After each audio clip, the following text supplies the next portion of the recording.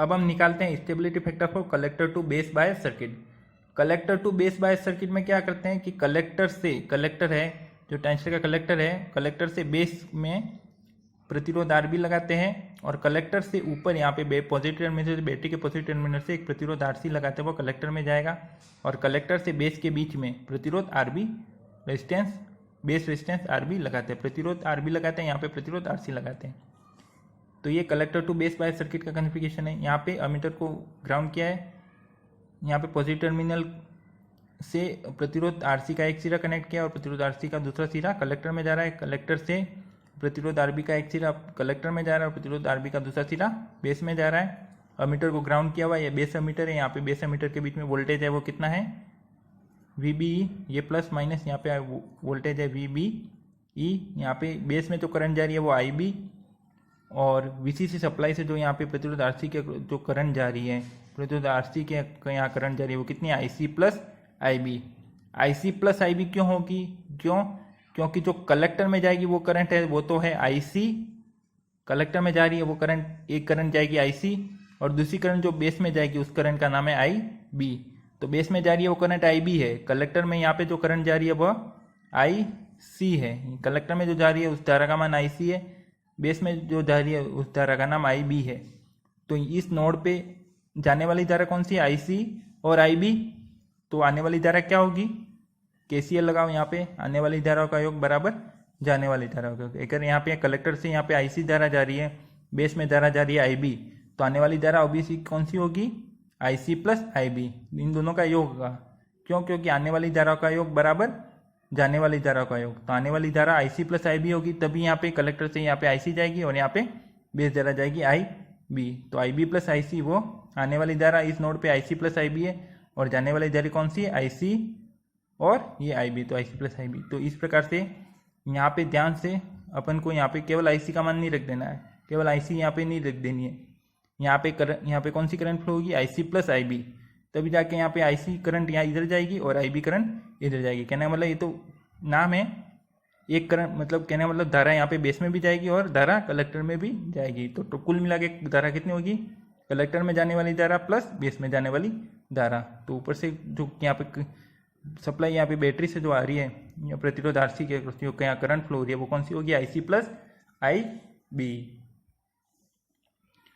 अब अपन यहाँ पे KVL लगाएंगे यहाँ पे इस लूप में। तो कैसे लगाएंगे ये देखो, VCC minus RC into IC plus IB minus IB into RB minus VB, ऐसे करते हैं करंट, ऐसे KVL लगाते हैं ऐसे। तो यहाँ पे VCC plus VCC minus IC plus IB into RC, तो इसको ऐसे भी लिख सकते हैं minus IC RC minus IB into RC। ये IC प्लस IB को तोड़ दिया, IC plus IB into RC था तो उसको ऐसे लिख दिया minus IC into RC minus IB into RC। यहाँ पे जो RB में यहाँ पे तो करंट फ्लो की है वो IB है, तो माइनस IB इंटू RB। फिर ये ऐसे जाएंगे तो प्लस माइनस यहाँ पे लास्ट में माइनस है तो यहाँ पे आ जाएगा माइनस VB इक्वल टू 0। इसको हम VCC minus VB minus IC RC को इधर रहने देते हैं और माइनस IB RB और माइनस IB RC को इक्वल के इधर ले आते हैं, क्योंकि दोनों में IB कॉमन है तो IB कॉमन हो जाएगा। तो अंदर क्या बचेगा? RB प्लस RC, ये हो जाएगा VCC माइनस VB। ये देखो IB और गुणे में RB प्लस RC, तो यहाँ पे इधर इस पूरी इक्वेशन के नीचे क्या, पूरी टर्म के नीचे क्या आ जाएगा? RB plus RC। उसको हम तोड़ देते हैं, जैसे वोल्टेज डिवाइड बाय में किया था। इस टर्म को ले लेते हैं अलग और इस टर्म को ले लेते हैं अलग। तो यहाँ पे इस टर्म के नीचे आ जाएगा VCC माइनस VB बटे RB प्लस RC, यहाँ पे आ जाएगा माइनस IC RC बटे RB प्लस RC। अब इस करंट IB का मान निकल गया। अब अपन को क्या निकलना है? डेल IB बटे डेल IC। कहने का मतलब इस IB को IC के रेस्पेक्ट में डिफरेंशिएट करना है। डिफरेंशिएट करते हैं IB को IC के रेस्पेक्ट में, तो क्या आ जाएगा? डेल IB बटे del IC equal to minus ये 0 हो जाएगा, IC के रेस्पेक्ट में इसका डिफरेंशिएशन हो जाएगा 0 और यहाँ पे इसी के रेस्पेक्ट में आ जाएगा, यहाँ पे IC के रेस्पेक्ट में तो 1, तो ये यहाँ पे बचेगा माइनस RC बटे RB प्लस RC। तो डेल IB बटे डेल IC का मान आ गया माइनस आर सी बटे R B plus R C.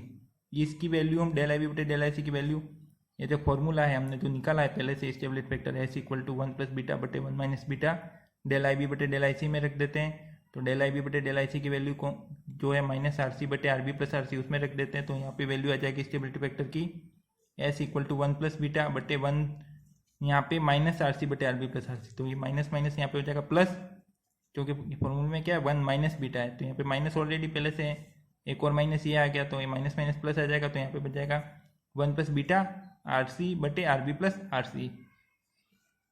ये देखो यहाँ पे स्टेबिलिटी फैक्टर की वैल्यू यहाँ पे भी कम आएगी। स्टेबिलिटी फैक्टर की वैल्यू कैसे कम आएगी, क्योंकि 1 प्लस बीटा और नीचे टर्म है तो इसकी वैल्यू फिक्स बाय सर्किट्स से कम आएगी। यहाँ पे अगर आरसी की वैल्यू हम ज़्यादा लेते हैं, ज़्यादा आरसी प्रतिरोध आरसी का मान अगर ज़्यादा होगा तो स्टेबिलिटी फैक्टर का मान कम होगा, या फिर कह सकते हैं प्रतिरोध आरबी का मान अगर कम होगा तो स्टेबिलिटी फैक्टर का मान कम आएगा। इस प्रकार से स्टेबिलिटी फैक्टर ये होती है, जितना ज़्यादा स्टेबिलिटी फैक्टर का मान कम आएगा उतना ज़्यादा क्यू पॉइंट टेम्परेचर पे डिपेंड नहीं करेगा, उतना ज़्यादा आईसी का मान स्टेबल रहेगा, आईसी अनस्टेबल नहीं रहेगी। जितना ज़्यादा स्टेबिलिटी का फैक्टर का मान कम आएगा उतना ज़्यादा आईसी स्टेबल रहेगी, आईसी का मान स्थिर रहेगा तो क्यू पॉइंट हमारा स्थिर रहेगा, क्यू पॉइंट स्थिर रहेगा तो ट्रांजिस्टर एक्टिव रीजन में रहेगा। क्योंकि क्यू पॉइंट जब स्थिर नहीं रहता है तो वह कट ऑफ रीजन या सेचुरेशन रीजन में भी जा सकता है, एक्टिव रीजन में नहीं रह के, और एक पर्टिकुलर रीजन में तो वो वही रहेगा। तो इसका मतलब क्यू पॉइंट स्थिर है तो वो एक्टिव रीजन में रहेगा। जब क्यू पॉइंट एक्टिव रीजन में और स्थिर है तो वो एक्टिव रीजन में ही रहेगा, जिससे आउटपुट में कोई डिस्टोर्शन नहीं आएगा और ट्रांजिस्टर एज ए एम्पलीफायर की तरह काम करेगा। क्यू पॉइंट स्थिर नहीं रहने से बट अगर एक्टिव या कट ऑफ या सेचुरेशन रीजन में चला जाता है, कट ऑफ और सेचुरेशन में चले जाने से वो ट्रांजिस्टर फिर एम्पलीफायर की तरह नहीं काम करता है, फिर उसका दूसरा वर्क होता है। तो यहाँ पर एक्टिव रीजन में जब तक रहेगा तब तक वो ट्रांजिस्टर एज ए एम्पलीफायर की तरह काम करेगा और आउटपुट में कोई भी डिस्टोर्शन नहीं आएगा। तो ये स्टेबिलिटी फैक्टर हमने निकाले कलेक्टर बायस सर्किट के, collector to base bias circuit का। इससे पहले हमने निकाला है वोल्टेज डिवाइडेड बायस सर्किट का, उससे पहले हमने निकाला है फिक्स बायस सर्किट का। इन तीनों सर्किट में सबसे बेस्ट सर्किट होता है वो वोल्टेज डिवाइडेड बायस सर्किट का होता है, जिसको सेल्फ बायस सर्किट भी कहते हैं या अमीटर बायस सर्किट भी कहते हैं। उसका स्टेबिलिटी फैक्टर का मान कम आता है, इसका मान भी कम है स्टेबिलिटी फैक्टर का मान।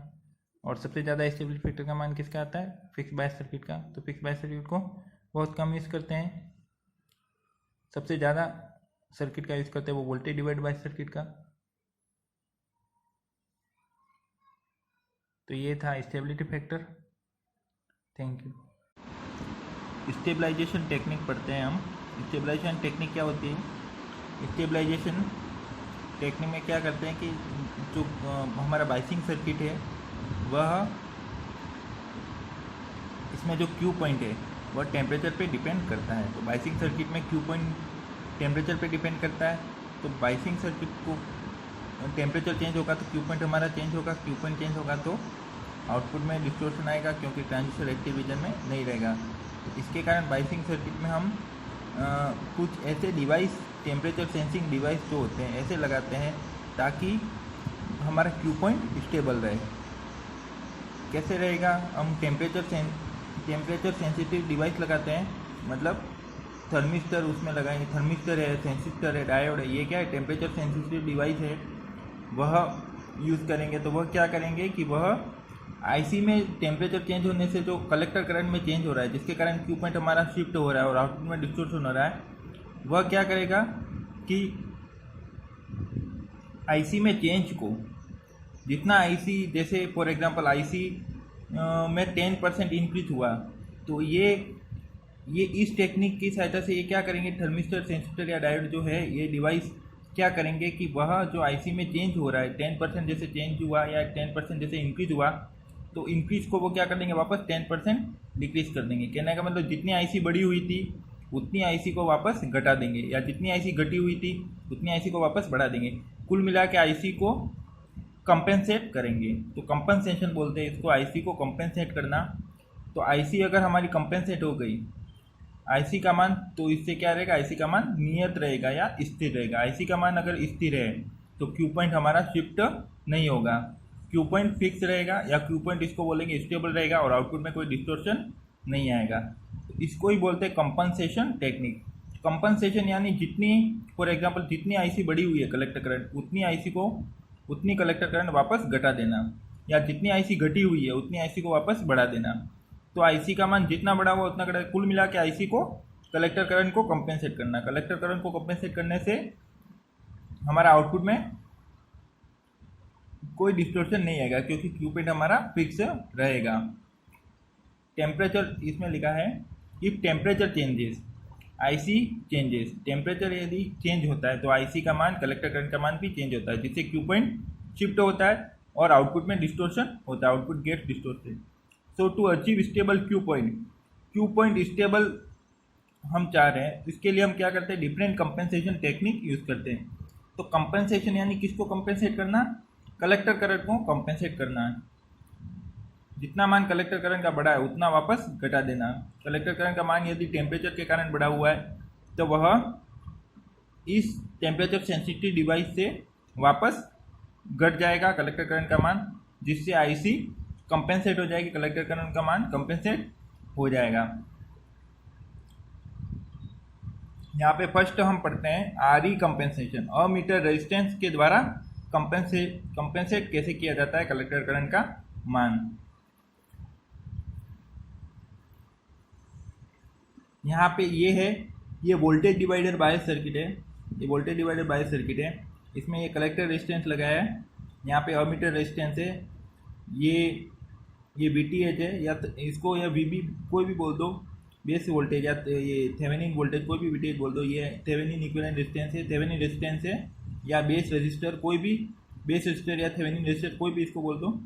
तो कुल मिला के ये वोल्टेज डिवाइडर बायस कोई वो जो लास्ट में थेवेनिन इक्विवेलेंट बनाया था वही सर्किट है। इस सर्किट में अगर हम आईसी को कंपेंसेट करना चाहते हैं तो कंपेंसेशन टेक्निक यूज़ करेंगे। और कंपेंसेशन टेक्निक में हमने क्या किया कि अमीटर रेजिस्टेंस का यूज़ किया है। अमीटर रेजिस्टेंस यहाँ लगाया हुआ है, तो ये अमीटर रेजिस्टेंस क्या करेगा, ये अमीटर रेजिस्टेंस जो बढ़ी हुई आईसी का मान है उसको वापस घटा देगा, तो आईसी का मान स्थिर हो जाएगा या आईसी कंपेंसेट हो जाएगी। कहने का मतलब दोनों इफेक्ट कैंसिल हो जाएंगे। बढ़ी हुई आईसी को वापस घटा दिया तो दोनों आईसी का इफेक्ट घट गए, एक बढ़ाना वापस घटाना, तो आईसी का मान इस प्रकार से स्थिर रहेगा। आईसी कंपेंसेट हो जाएगी तो क्यू पॉइंट हमारा स्टेबल रहेगा और आउटपुट में कोई डिस्टोर्शन नहीं आएगा। यह किसके द्वारा हो रहा है, अभी अमीटर रजिस्टर के द्वारा होता है। जो अमीटर में हमने रजिस्टर लगाया आरई उसके द्वारा कंपेंसेट करते हैं। इस सर्किट में हम केवीएल अप्लाई करते हैं। ये थेवेनिन इक्विवेलेंट जो हमने ये वोल्टेज डिवाइडर बायस का थेवेनिन इक्विवेलेंट परिपथ बनाया था, थेवेनिन इक्विवेलेंट सर्किट बनाया था, वही है। यहाँ पे केवीएल अप्लाई करेंगे और देखेंगे कि आईसी कैसे कंपेंसेट होती है। ये थेवेनिन इक्विवेलेंट सर्किट है वोल्टेज डिवाइडर बायस का। तो यहाँ पे अमीटर रजिस्टर है वो क्या कर रहा है, यहाँ पे कंपेंसेट कर रहा है। यहाँ पे केवीएल अप्लाई करते हैं तो यहाँ पे क्या आ जाएगा, VTH प्लस VTH, यहाँ पे बेस में जा रही है करंट IB, तो माइनस IB इंटू RTH, यहाँ पे बेस अमीटर के बीच में वोल्टेज माइनस VBE, और अमीटर रजिस्टर के अक्रॉस करंट, ये यहाँ से जो करंट फ्लो होगी वो IE, तो क्या आ जाएगा minus IB RTH plus VTH minus VBE minus IE RE बराबर 0। तो यहाँ से IB RTH का मान कितना आ जाएगा, ये माइनस IB RTH को इधर ले आओ तो बराबर के इधर ले आएंगे तो प्लस IB RTH आ जाएगा, और इधर पर जाएगा VTH minus VBE minus IE RE। तो IB का मान कितना आ जाएगा, ये RTH यहाँ पे गुणे में था तो बटे में आ जाएगा, तो IB का मान VTH minus VBE minus IE into RE बटे RTH। ध्यान से देखो यहाँ पे IE RE जो वोल्टेज ड्रॉप है अमीटर के, यहाँ पे RE के अक्रॉस जो वोल्टेज ड्रॉप है कितना, IE इंटू RE। यदि टेम्परेचर बढ़ाते हैं, टेम्परेचर बढ़ रहा है तो कलेक्टर करंट का मान भी बढ़ेगा, आईसी का मान बढ़ेगा तो IE का मान भी बढ़ेगा। कलेक्टर धारा का मान बढ़ रहा है तो अमीटर धारा का मान भी बढ़ेगा, क्योंकि हम जानते हैं कि अमीटर धारा क्या होती है, बेस धारा प्लस कलेक्टर धारा। तो बेस करंट नेग्लिजिबल होती है, तो यदि कलेक्टर धारा बढ़ रही है, कलेक्टर करंट बढ़ रहा है तो IE का मान भी बढ़ेगा, या अपन IE को IC के इक्विवेलेंट मान सकते हैं, क्योंकि बेस करंट बहुत नेग्लिजिबल होती है तो IE इक्वल टू IC। तो यदि IC का मान बढ़ रहा है, IC का मान बढ़ रहा है तो अमीटर करंट का मान भी बढ़ेगा। क्योंकि अमीटर करंट किसके बराबर है, लगभग आईसी के बराबर होती है, तो अमीटर करंट का मान भी बढ़ेगा। अमीटर करंट का मान बढ़ेगा तो यहाँ पे जो वोल्टेज ड्रॉप है आर ई के अक्रॉस वो बढ़ेगा, आई इंटू आर ई का मान भी बढ़ेगा। वोल्टेज ड्रॉप जिसको अमीटर वोल्टेज वी को भी बोल सकते हैं, तो अमीटर वोल्टेज या वोल्टेज ड्रॉप आर ई के across I into R E का मान भी बढ़ेगा, ये बढ़ेगा और ये माइनस में है यहाँ पे ये, तो बेस धारा जो बेस करंट है उसका मान घटेगा, बेस करंट का मान घट जाएगा। ये इसका जितना मान बढ़ाते जाएंगे आई आर ई का मान, उतना बेस करंट का मान घटेगा। तो बेस करंट का मान घट रहा है तो आई सी इक्वल टू, ये देखो आई सी इक्वल टू क्या होता है, बीटा इंटू आई बी। कलेक्टर करंट क्या होती है, बीटा इंटू बेस करंट होती है, तो आई बी का मान घटेगा तो आई सी का मान भी घट जाएगा।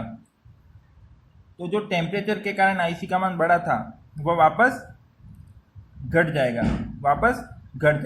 तो हम कह सकते हैं increase in I C is compensate by increase in ammeter.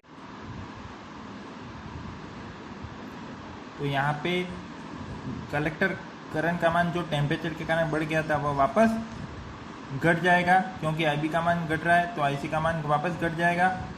तो आई सी इस प्रकार से कंपेंसेट हो जाती है।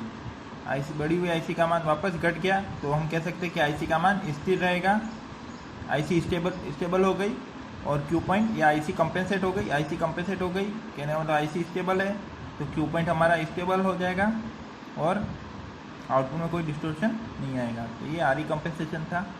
Thank you.